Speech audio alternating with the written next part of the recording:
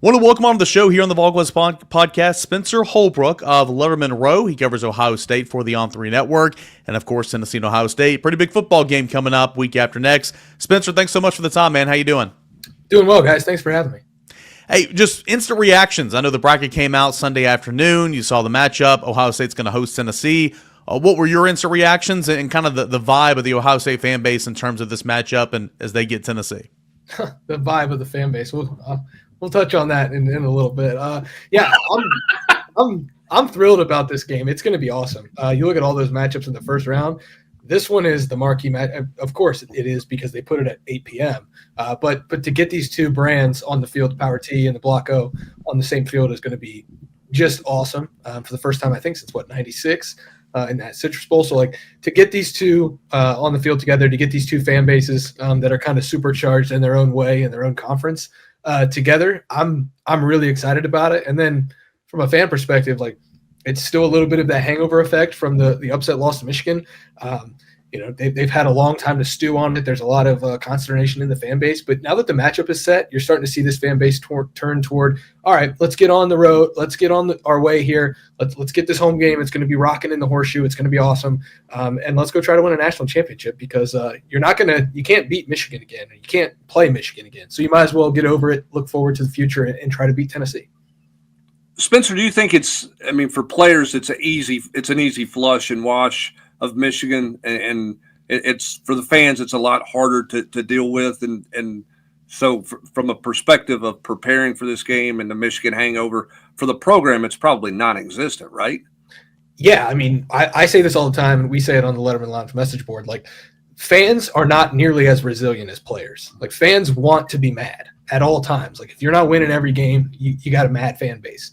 And if you're not Nick Saban in Alabama, you got a mad fan base. So, you might as well just move on and get on with it. You're going to play for a national championship. And every game from here on out, you got to win 4 of them. So if you can win 4 games, you win the national championship. And if you win the national championship, nobody cares about that Michigan game that you lost that specific year. Now, next November, they'll care again. They'll yell at Ryan Day again. But if he adds a national championship to the lobby at the Woody Hayes Athletic Center, nobody's going to, complain that they didn't beat Michigan that year. They're going to celebrate the national championship, and we'll see you at the parade. So, that's the thing here is the program is moving forward. The program is finding solutions to what went wrong against Michigan. The fan base is still trying to figure out why things went wrong against Michigan. So I think that's the biggest difference here because the program is all eyes toward Tennessee. When you look at this Ohio State team, Spencer, what do you feel like they've got to clean up coming off of the Michigan game, to kind of get back to doing what they do well? I think it's guard play. The offensive line has been the first 6 games it was ridiculously good. It's the reason that they were a semifinalist for the Joe Moore Award. They were very, very good. And then Josh Simmons went down with a knee injury in that Oregon game. He lost for the season. He's going to go to the NFL now. And then the week of the Indiana game, Seth McLaughlin, former Alabama center, now a finalist for the Remington Award. He was the heart and soul of this offensive line, went down with his own season-ending injury in practice. So they moved a lot of pieces around. They're still moving pieces around. They're trying to find out what's going to work best for them. They were, quite frankly, not up to par against this Michigan front. Those are 2 of the best defensive tackles in the country. The tackles on the offensive side are pretty good for Ohio State, and that's where I think the matchup, is going to be decided. James Pierce against these tackles. But as far as guard play, they've got to be better, in that front 3 in the middle of that offensive line if they're going to have success because they want to run the ball. They want Travion Henderson and Quinshon Judkins to dictate terms. If the offensive line allows them to, those guys are really good at dictating terms and getting into the open field. When they're in the open field, they're really hard to bring down. As you guys know, with Judkins from his time at Ole Miss, he's a brute to bring down. So, if they can get that front 3 and that offensive line figured out, I think they're going to have some success. But if they go in and Tennessee has success in the teeth of that offensive line, I think it's going to be a long night for Ohio State. Spence, you look at these 2 teams, and it's almost like they kind of mirror each other in similar ways, right? You've got quarterback that can make some plays. You rely on a run game. Defensively is kind of your bread and butter. Tennessee's defense is fantastic. Ohio State's defense is fantastic. It looks like a big on big battle in a number of different areas, right? You got Tennessee's cornerbacks with Jamal McCoy and Ricky Gibson. McCoy might be an All-American this year, going up against a lot of NFL receivers for Ohio State and Smith and Tate and a couple of those other guys. I mentioned the run game versus the run game. The defense, for the rush defense for Ohio State and Tennessee, very similar in terms of stats. Do you feel like this is kind of good on good in a number of different ways, and it's kind of poised for two teams who are really similar to go at it? Yeah, I mean, I'm going to take the under, guys, because these defenses are awesome. I love the Tennessee pass rush. I also really like the ways that Jim Knowles gets this Ohio State pass rush involved here, especially late in the season after they didn't get much pressure against Oregon. I love the Tennessee back end, the way that they, manipulate the quarterbacks, and McCoy is just a fantastic player. And, him against Jeremiah Smith will be box office stuff, or him against Carnell Tate, no matter who he's on, because these are NFL receivers, it's going to be a great matchup.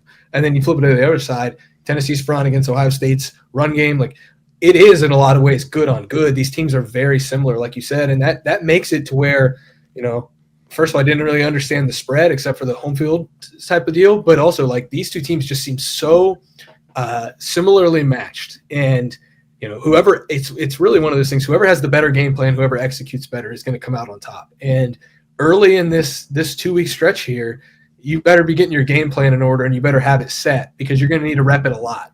Because these two teams, and especially these two defenses, I don't think give you any free yards. And that's the thing that stands out the most about both of these units. It's like, you want free yards, look elsewhere, because the defenses are not going to give it to you. And that's what makes it intriguing. It's like whoever can get those extra yards, those hidden yards, and those bonus yards is probably going to win.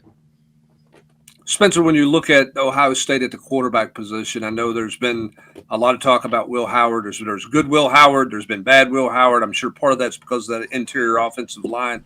What do you make of kind of where he is, and what is key for him to be successful? What is it that he has to do to get a 60-minute game in the way that he needs to play for Ohio State to win football games in the playoffs?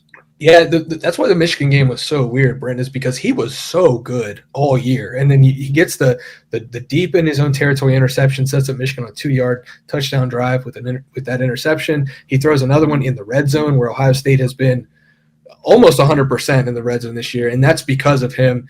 He adds the run element where he doesn't do it often, but he also does it enough where you have to respect it. He loves to throw. He's not great off platform, but he's not bad on the run. If you get him out in space, he can beat you in a variety of ways. He's really good when his feet are truly set. And I think that's the biggest deal. It's like, even when he's on the run, like if he gets to his spot and can get rid of the ball, he can zip it. But if you got him, flushed a little bit or flustered at all, that's where he gets a little, shaky. That throw against Penn State, the pick six, he didn't look like he was set, even though that was a very set throw. The throws against Michigan, he looks like he's got some pressure in the interior there. That's where he throws a bad ball. He floats a little bit of the deep ball sometimes. It's not the most ideal deep ball for this Ohio State offense. So, it's like you said, good Will Howard, bad Will Howard. We've seen much, much more of the good Will Howard, but we almost say that there's one a game, where he just has one of those throws a game where it's like, well, that's what you're getting with the full Will Howard experience. He's going to have to be really good in this playoff, because it's going to be one on the margins. I think he's got that in him, but from what we saw against Michigan, that was really shaky, and it's a little bit concerning. But then you look and you rely on the other 11 games of the sample size, and he was really good, especially, if I can add, especially in the Oregon game. Everybody looks at that last slide and the way that game ended. Will was an 80% passer against Oregon. He had over 300 yards passing. He was nails up until that exact moment. And that last play cannot be ignored, dismissed, whatever. But he and Dylan Gabriel were going at it, and he was at his best when Ohio State needed him to be. He just ran out of time by 1 second. That's why they didn't get to kick that field goal. So you've seen more good than bad, but certainly, you're going to get one a game where you're like, Will, what were you doing there, man? And that one you hope is, resulting in the ban plan for the other team. You look at the fan base. You talked about him earlier. Kirk Herbstreit referenced it yesterday, on the selection show, about maybe they needed, the road game to kind of get away from the booing on third down. When they don't get a third down, they get a punt and that type of thing. Ryan Day was asked about that, and I thought he gave a pretty good answer. I mean, let's face it. I mean, there's groans at every stadium across America, including Tennessee's, when score on every possession. Kind of where's this thing at? Obviously you have a chance to flip it here.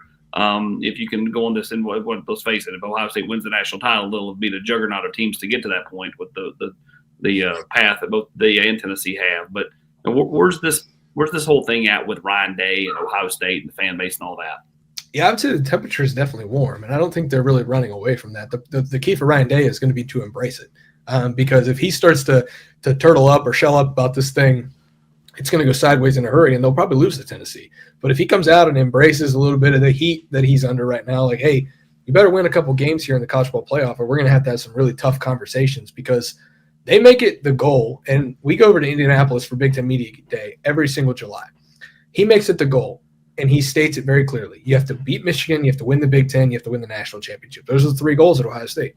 Well, if he loses in any part of this college football playoff, he's 0 for 3 in each of the last 4 years. That's 0 for 12. And usually when you're 0 for 12, you get benched. Well, you know what benching is for him. So, like, that's the thing here. Is like, he understands the heat. And I thought yesterday, like you said, was a good example of him, like, okay, like, we know what we're up against. We know that the draw is worse for us because we didn't take care of business, especially against Michigan, because even if they lost to Oregon, if they would have beat Michigan, if they lost to Oregon, they're probably like the 5 or the 6.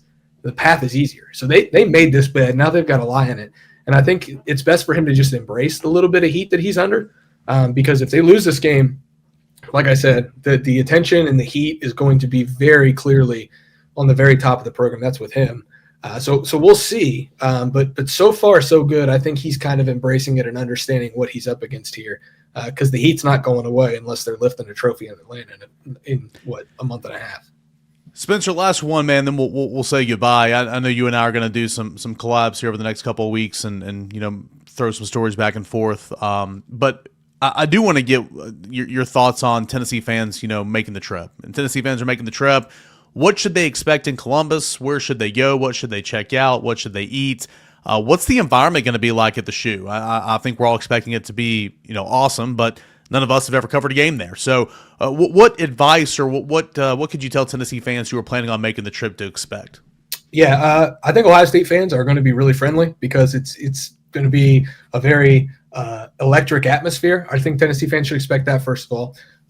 There's a lot of Columbus is an incredibly underrated food city. I'm gonna send you guys over a list, whether you want to publish it or not. I'll give you guys a full breakdown of where you guys need to eat, drink, things like that, where to grab a beer, all of that stuff. The Skull Session is 2.5 hours before the game. It's at the old basketball arena right across the street from the football stadium. It's a really cool event. The band comes in, then the whole football team comes in. Some of the coaches and players give like a little bit of like a 2-minute address, get the crowd riled up, and then they walk over to the stadium.